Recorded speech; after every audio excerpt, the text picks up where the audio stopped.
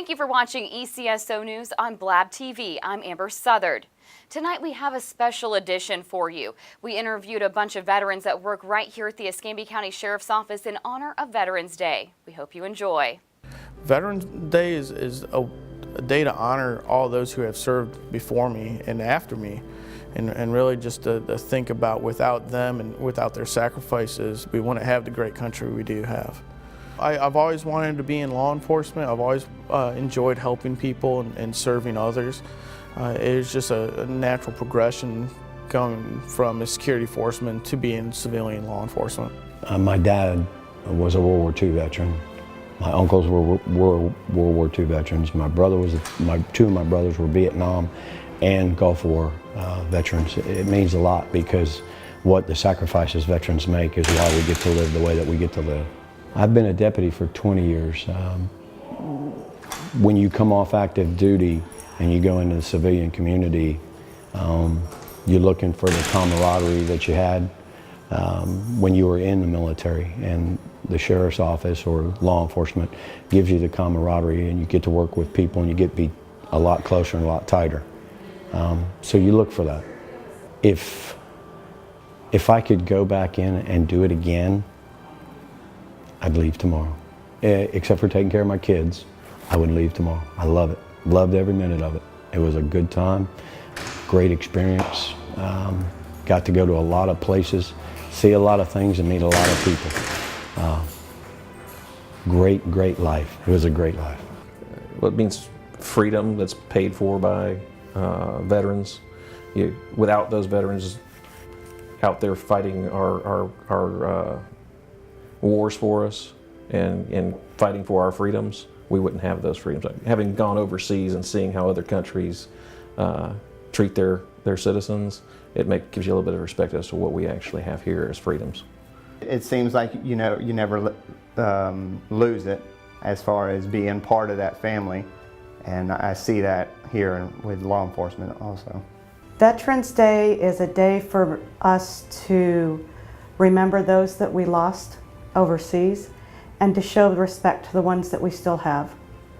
I'm a member of the VFW, and we have something called Red Shirt Fridays, where we all wear red shirts until all of our brothers and sisters come home. Veterans Day personally for me, I mean, it's just about sacrifice and service to your country, and it's also a time that we can remember the people that have served and stepped up and answered the call of our nation, and it's just a really proud day for me. Considering I do something now different than what I was doing at service, going into a semi-military, paramilitary environment was actually an easy transition for me. So my ability to understand rank structure, order, discipline, rules, translated very easily to my performance here. It's a very important thing to be able to serve your country. I think everybody should be required to do it. But those who do it without being mandated to do it, that's a special breed. Veterans Day means sacrifice, honor, and kind of remembering those that serve currently and those that have served. I was in the U.S. Air Force. I served from 1994 to 1998. I was stationed at Hurlburt Field, which is in Fort Walton Beach, and I was a crew chief. I worked on the Combat Talon II, and at the time it was the top-of-the-line aircraft, brand new. It was the U-model gunship. Well, now that I'm a civilian, it's totally different than when I was in. When I was in, it was just really wasn't much of a different day. Most of the time I was working anyways, and we'd have a luncheon or maybe a parade. But now that I'm a civilian, I look at it a little differently. I reflect on who I was stationed with and what I did and where I was and the people that have died for us having freedoms. And I've lost people, and it's just a day of remembrance for me. I went in right after high school, 1986. I'd actually signed up the summer before my senior year. A friend of mine had gone to join the Navy, and he took me with him, and the next thing I know, I ended up joining the Army. I'm not sure how that worked out, but I did. And I drove tanks. I was an armor crewman for, back in the 80s, you could sign up for a 2-year enlistment. So I did 2 years in the Army, and I got money for college, and I used it to go to school and figure out what I wanted to do with my life. Veterans Day to me means that it's about sacrifice. It's about honoring the sacrifice of those who serve, whether they served and they died, or they served and they sacrificed by losing limbs or parts of their body, or just the people that are suffering with PTSD. There's so many different ways that they've sacrificed, and also the families. So many people don't think about that as well, because I've had the unique opportunity to be on both sides. I was military deployed, left my family, and then my husband deployed and left us and went on many deployments after 9/11, and so I got to be on both sides of it. So veterans sacrifice, their families sacrifice, everyone's in it sacrifices because there's something more important, and you want to be a part of that, and to be able to have that freedom, to be able to say what you want to say and be able for people to vote. And it's just such an important thing. So for me, it was the best time of my life. I had some hard times in there, but I just look at all the great memories and the fun things that did and the silly things that you did with it, but it was just such a good thing for me. It was one of the best things I ever did in my life. My veteran experience started at the ripe old age of 18. I had just turned 18, and I enlisted in the United States Air Force. I was just a couple months after attending one semester in college. I actually graduated from high school when I was 17. Went to college for a semester and decided that I didn't have enough money to go, and I'd always wanted to be in police work. Well, at that age, of course, I couldn't be hired as a civilian police officer, and so my alternative was to go and be a military police officer. They didn't have the restriction; you had to be 21, and so that was my initial reason for enlisting in the service. But it was also, a strong sense of community and nation that had been instilled in me by my grandparents and my parents, and a very influential man in my life whose name was Calvin Richardson, who was a World War II bomber pilot. He was an instructor pilot first, and then near the end of the war he was with the 8th Air Force, and of course that was part of the bombing of Germany under later General Curtis E. LeMay, who basically perfected low-level saturation bombing, which led to the conclusion of the war with, of course, Nazi Germany and later Imperial Japan. And by a strong sense of duty and honor and country, I think probably came from Mr. Richardson more than anything else. And he had a pretty simple and basic philosophy. Of course, the Vietnam War was going on at that time, a very unpopular war in the United States, as I graduated high school in 1970. And so as a young man, you have those conflicts, what popular society and culture is telling you is appropriate, and then what those who grew up, during the war years, because I was a war baby, meaning I was born, after World War II.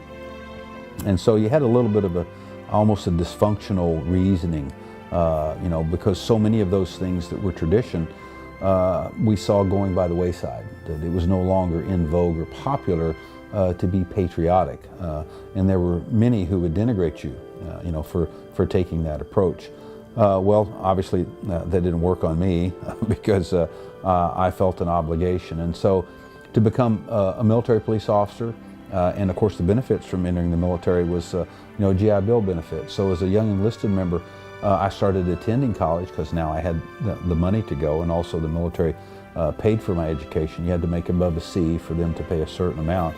And so I'd completed almost 2 years of college at the end of my first enlistment, and decided that, I think I'll stay in the military and I'll make it a career. So I returned to Southeast Missouri State University in Cape Girardeau, Missouri, and finished my bachelor's degree in criminal justice on the GI Bill, and then later completed a master's in business administration through Webster's University. So, the military was very good to me. It paid for all of my education, gave me an opportunity to see the world, to serve with other like-minded young men and women, and to also see a lot of changes in the military that have affected my ability, I think, to be the sheriff of Escambia County.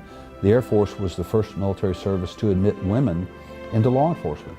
And oddly enough, it started with the canine program. We actually let women train as canine handlers, was the first group.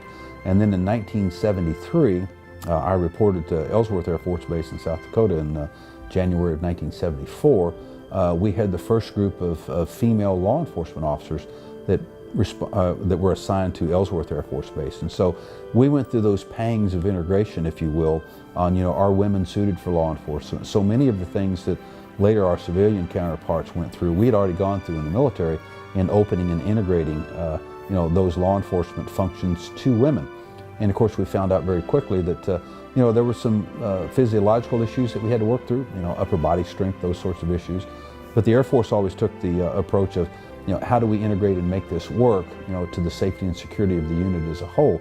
So, do we have to change training procedures? Do we have to leaven that field for women, and how can we use technology to do that?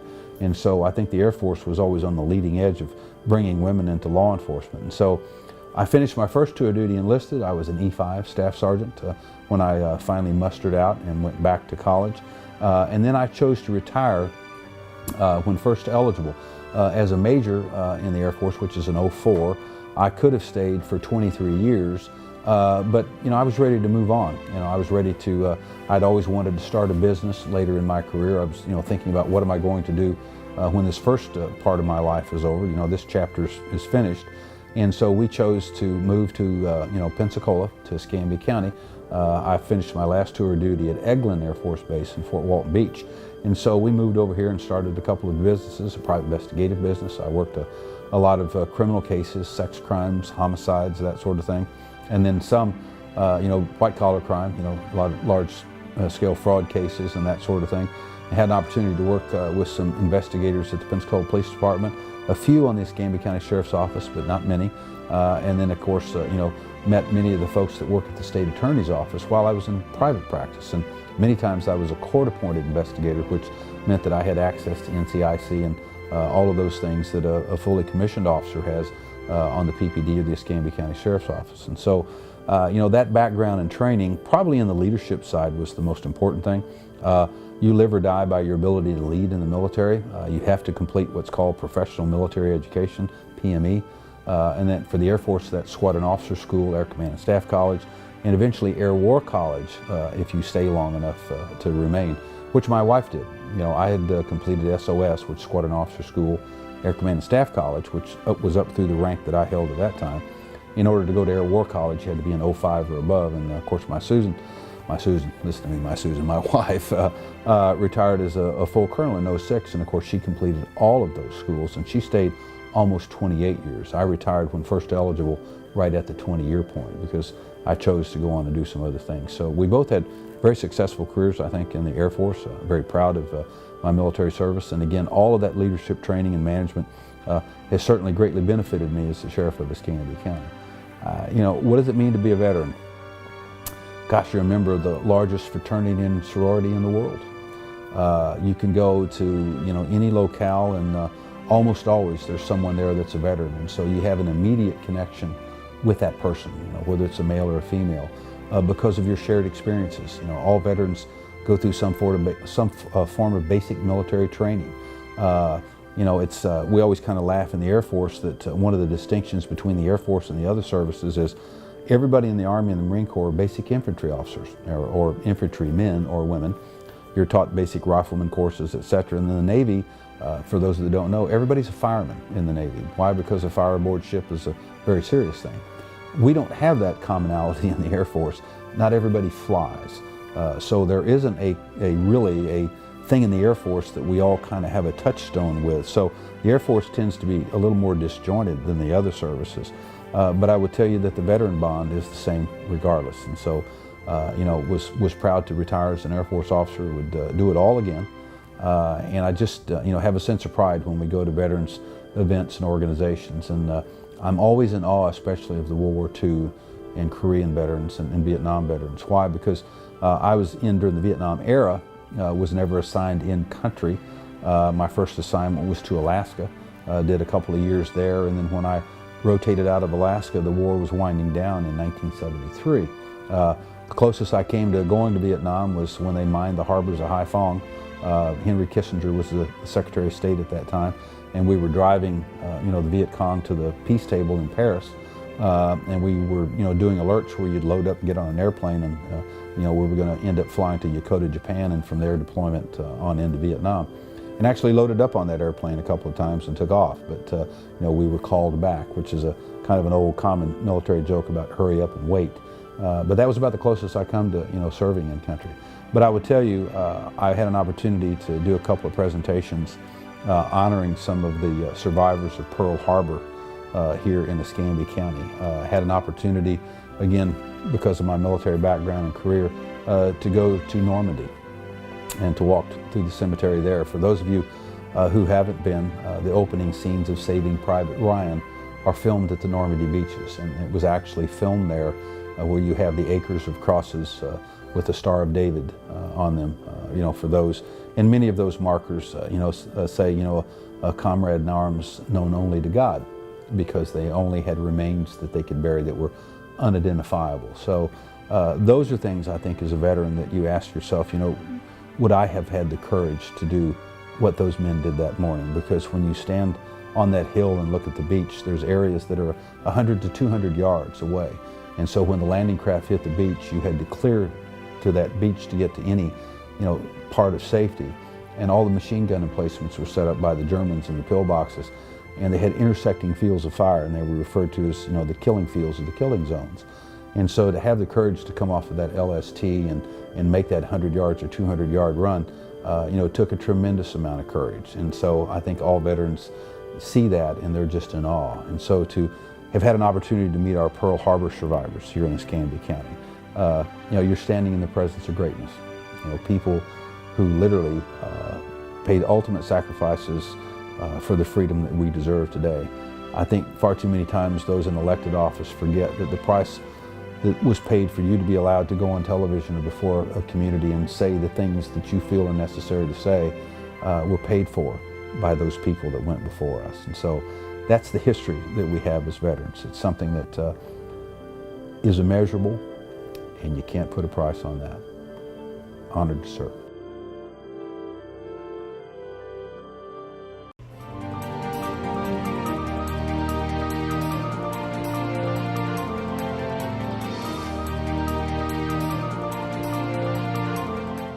I'm Escambia County Sheriff David Morgan, and thank you for watching Ask the Sheriff. This is your chance to ask me any questions you want answered about the ECSO. Our team hits the streets again, and here are some of the questions you asked. Whenever you guys seize money from the drug stings, I was wondering where the money went. Like, can it go back to the college or to a community fund such as like Dance Marathon, which goes back to the Children's Hospital? Jenna asks, what do we do, or how is there the distribution of seized drug money? Well, Jenna, that's been in the news here lately, and we're very proud of the money that we've given back to our community. My approach as the sheriff has always been to take drug money, which does, that money and the substances that, cause the gathering of that money, does almost irreparable harm to our community when it gets people addicted to drugs. And so my focus has always been to give back to our community the max amount of the drug seizures that we have to our community. We've given over 1.2 million back to the community. Now, we have a very defined process that we go through where we have an application. We normally set the bar that the organization has to be a nonprofit organization, which is referred to as a 501c. And they have different levels of 1, 2, 3, et cetera. We can't give, of course, to political organizations. I mean, that's, should be obvious that we can't do that. But we give to, Pensacola Little Theater, to Big Brothers and Big Sisters, A.A. Dixon Alternative School, the YMCAs, any organization, sports programs, youth sports programs, FFA, 4-H. We give to all those organizations that are involved with diverting young people and from drugs and or crime, and also developing good habits of citizenship and individual responsibility. And again, some people ask, why do you give to, Pensacola Little Theater or to the opera? They have a very specified program for underprivileged kids where they're taught about acting in stage production and how to build stages. They get free tickets to these organizations. And so young people who would probably never have an opportunity to see that part of our community or be exposed to the arts see now that those are other areas for careers.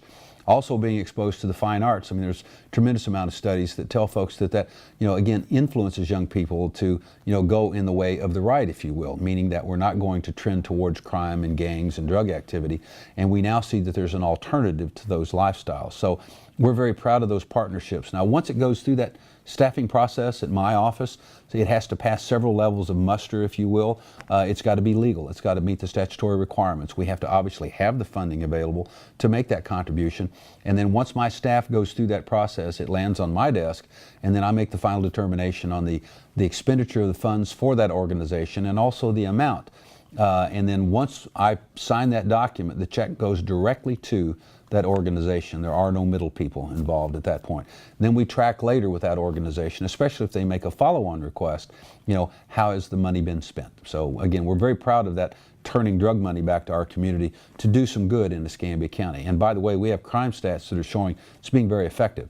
Our juvenile crime rate is dropping where the rest of the nation is increasing, and we're very proud of the work that our nonprofit organizations have done in Escambia County.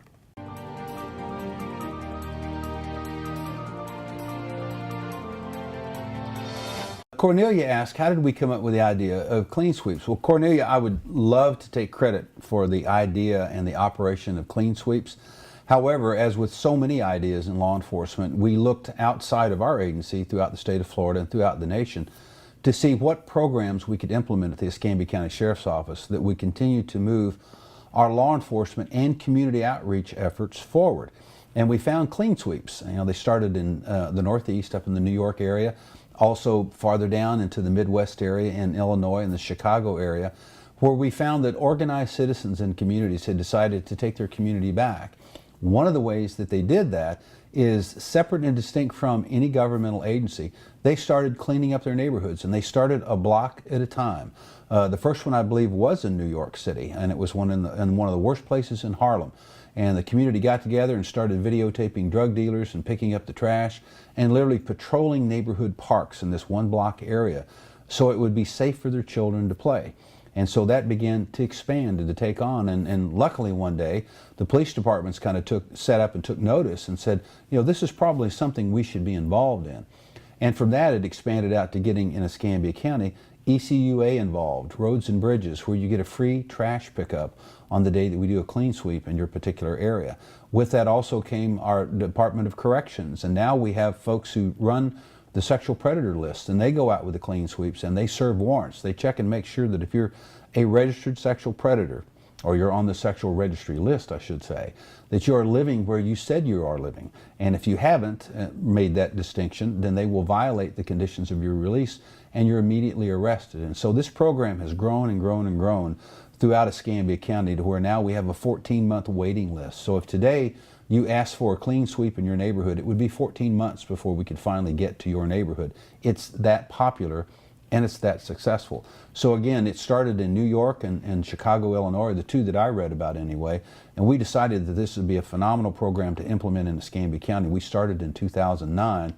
Program stronger than it's ever been today. So thank you for your question, and hopefully we've expanded it enough and made enough innovations that now communities elsewhere will look at us in Escambia County and say, let's do what they're doing there in Escambia County.